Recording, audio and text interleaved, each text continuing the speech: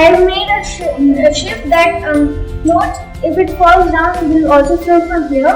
And these are also paddles that will move from the inside.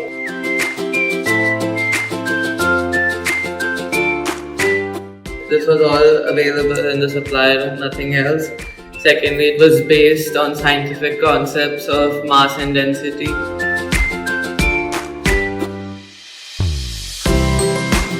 This is my shed, and it has straw so that it flows and all these floating things. And these are the dogs of mine.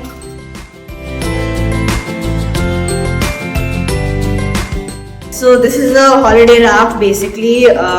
So it can keep 3 families in each. So you can do fishing and cook the fish inside and eat that. This material is inflammable in real life. So yeah, this is for vacations.